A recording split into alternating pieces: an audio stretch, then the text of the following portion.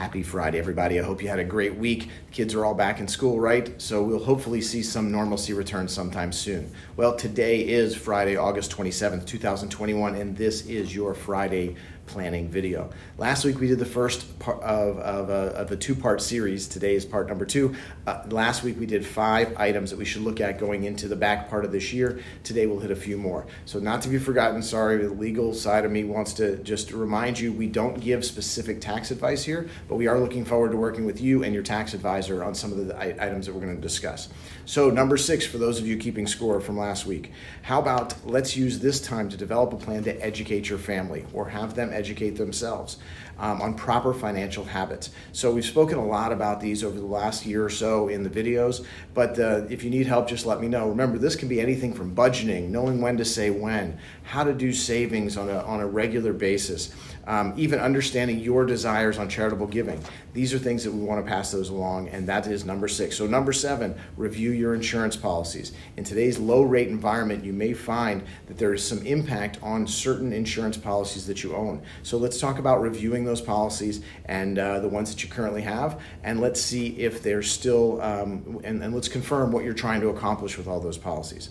Number 8, don't forget about estate planning freebies for wealth transfer. Now, this doesn't apply to everyone, but remember, the annual exclusion gift limit is $15,000 per person. You are not governed by that if you're using that money to directly pay for medical expenses or education expenses. And again, remember, the 529 plan is another one to look at in this one. Number 9, this one is going to sound familiar. Plan for charitable giving. Now remember, donor advised funds. Remember also you can give highly appreciated stock directly to nonprofit institutions. It's a huge opportunity to be able to rebalance your portfolios without paying huge capital gains. Check out my YouTube library for the 15-minute coffee chat that we did in November of last year on this topic. So let me know if you're interested in that. I can send you a link to that as well. Okay, that rounds out the list for now, but there's so much more, but we're going to leave it at that. It's a good list to start with. So what we'll want to do, we want to make sure we review these and all the other items we've got when we do our annual review. So let's make sure we talk about those. One last thing before we go for the week.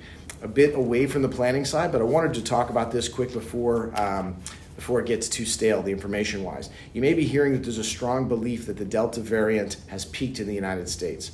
Now, first of all, let's just hope so, because we're all dealing with this and we'd like to see it go the other way. But do you ever wonder why there's this optimism all of a sudden? With mainstream media out there right now talking about hospitalizations at a level that we haven't seen since January and all the other bad news out there. So why are we seeing this? And so here's one reason I wanted to share with you. There is a healthcare think tank based out in Seattle, Washington, founded in 2007 by the Gates Foundation. It is called the Institute for Health Metrics and Evaluation. I never heard of it either. So they have been running predictive models since 2020, and they've been reported to be pretty accurate. Again, reports that I'm reading. They've run models based on India and the UK and the Delta variant in those countries, and that they predict that the U.S. peaked. The Delta variant in the U.S. peaked last Saturday, August 21. Their model says we'll be down 40% over the next month and 50% by October. Are they right? We don't know. We can sure hope so.